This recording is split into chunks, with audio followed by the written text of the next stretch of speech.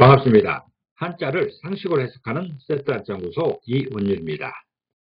오늘은 세트한자 제311강으로서 나 자신에 관련된 세트한자를 살펴보겠습니다. 나 자신과 관련된 한자는 제법 많습니다. 그 중에서 6개 글자를 골라서 살펴보려고 합니다. 첫 번째 볼 글자는 나자입니다. 나자는 나를 의미하고 우리를 의미하기도 합니다. 나자를 이미지로 표현해보면 손수자에 해당되는 손의 이미지가 있습니다. 그리고 창과자에 해당되는 창의 이미지가 있죠. 이런 두 이미지가 결합된 모양이 나자여서 나자가 표현하는 나는 손수, 나서서 노력할 사람이다 라는 그런 뜻입니다. 여기에서 창과자는 노력이나 수단을 의미합니다. 창과자는 군인에게 창이 있으면 그 창이 자기를 지키는 무기이기 때문에 그 창을 받은 군인은 필수적으로 열심히 노력해야 됩니다. 그리고 그 창이야말로 나를 지키는 수단인 것이죠. 나의 방패막이가 되는 것입니다. 그래서 창과자가 부수로 사용되면 노력이나 수단으로 해석하곤 합니다. 나자가 표현하는 나는 손수 나서서 노력할 사람이다라는 그런 뜻입니다. 공동체에서 어떤 문제가 있을 때 누가 일을 해야 되는가, 누가 그 문제를 해결할 것인가, 내가 해야 된다라는 그런 뜻입니다. 주인의식을 강조하고 있는 그런 한자입니다. 이 나자는 세트 한자 145강에서 자세히 다룬 바 있습니다. 참고하시기 바랍니다. 나오자입니다. 나오자는 나를 의미하고 우리나 그대를 의미하기도 합니다. 나오자를 이미지로 표현해보면 다섯 오자에 해당되는 다섯 사람의 이미지가 있습니다. 그리고 입구자에 해당되는 한 사람의 이미지가 있습니다. 여기에서 입구자는 사람을 표현하고 있습니다. 이런 두 이미지가 결합된 모양이 나오자여서 나오자가 표현하는 나는 다섯 사람과 연계한다라고 그렇게 표현하고 있습니다. 사람은 짐승과 다르게 사회적 동물이지요. 여러 사람과 연계하며 살아가야 됩니다. 어떤 한 사람이 수많은 사람과 연계할 수는 없습니다. 느슨한 관계를 유지할 수는 있겠지만 긴밀한 관계는 다섯 사람 정도가 가장 적당하다는 것이죠. 그런 사실은 현대사회의 연구에서도 얼마든지 밝혀지고 있습니다. 한 사람이 다섯 사람 정도와 유기적인 연대를 하고 있을 때 가장 행복한, 가장 만족한 삶을 살고 있다는 것이죠. 나오자가 표현하는 나는 다섯 사람과 연계한다라고 표현하고 있습니다. 몸신자를 보겠습니다. 몸신자는 몸을 의미하고 신체를 의미하며 나를 의미하기도 합니다. 몸신자는 임신한 여자의 몸을 형상화하고 있습니다. 임신한 여자의 몸을 표현한 그런 글자를 할 수 있는 것이죠. 신체라는 말에서 몸신자가 사용되고 또 살신성이라고 할 때도 몸신자가 사용됨을 알 수가 있습니다. 나짐자를 보겠습니다. 나짐자는 나를 의미하고 짐 또는 조짐을 의미하기도 합니다. 나짐자를 이미지로 표현해보면 몸육자의 부수로 사용되겠는 다룰자가 표현하는 몸의 이미지가 있습니다. 한 사람의 이미지인 것이죠. 또 여러 방향을 의미하는 여덟팔자를 표현하는 여러 방향으로 퍼져 있는 사람들의 이미지가 있습니다. 그리고 하늘천자에 해당되는 하늘의 이미지가 있죠.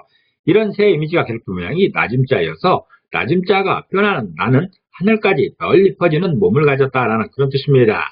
사극을 보다 보면 왕들이 자기를 표현할 때 짐이라고 하지요. 이 표현은 왕조사회 이전에는 누구나 자신을 의미하는 그런 의미로 사용되다가 왕조사회가 되면서부터 왕을 지칭하는 단어로 사용되기 때문에 일반 백성이 나를 표현하면서 짐이라는 표현을 사용할 수는 없게 되었습니다.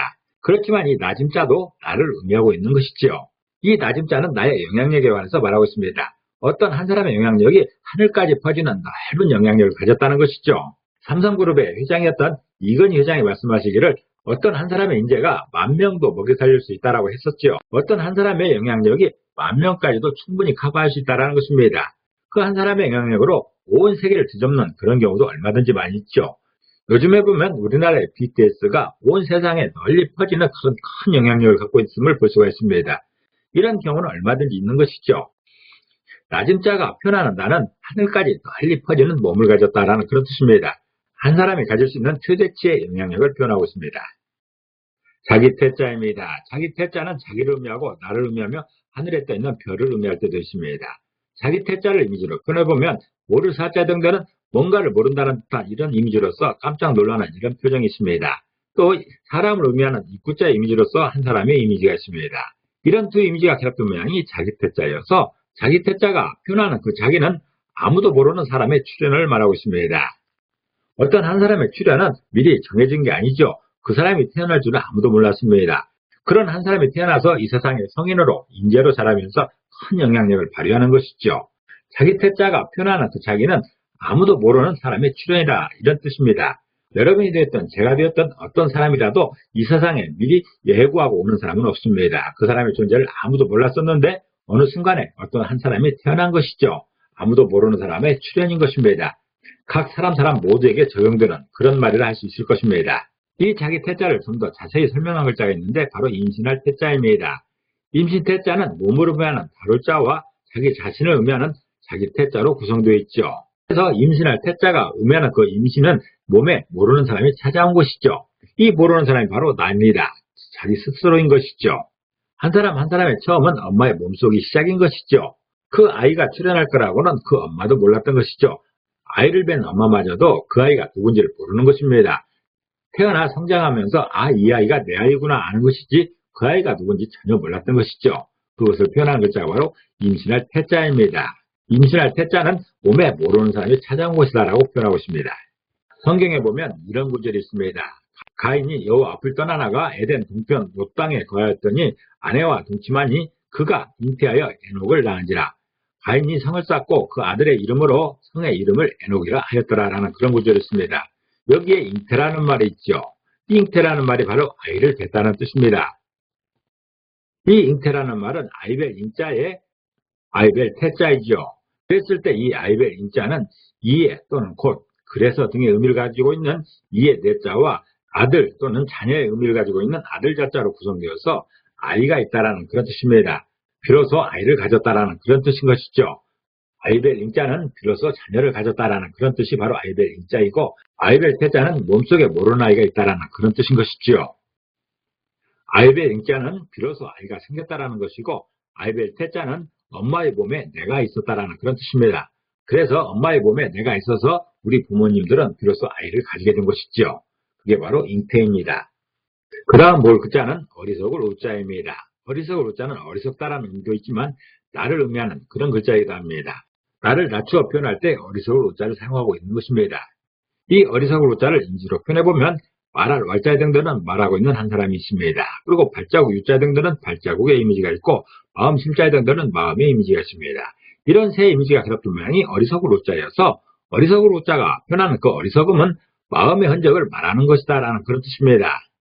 우리가 여러모로 어리석은 짓을 하게 됩니다.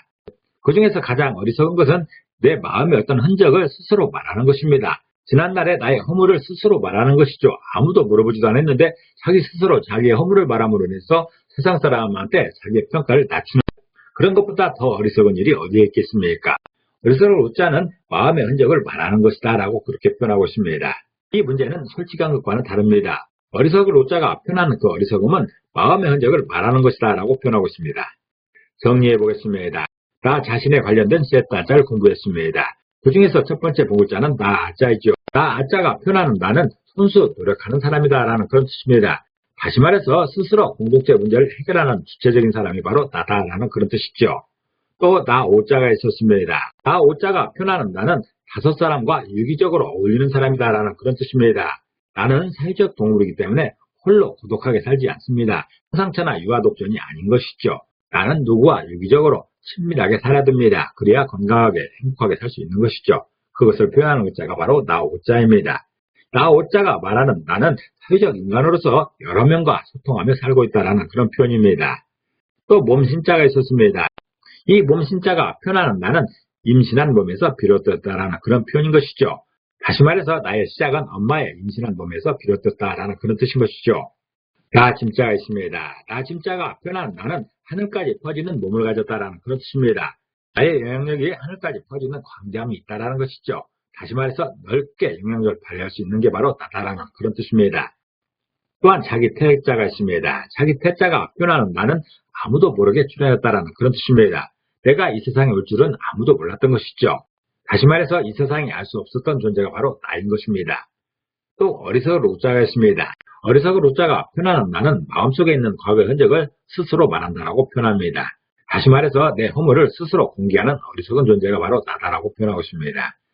나 자신은 나 진짜가 표현하는 것처럼 넓은 영향력을 가진 위대함도 가졌지만 스스로 내 허물을 말하는 어리석음도 같이 갖고 있는 것이죠. 그게 바로 사람입니다.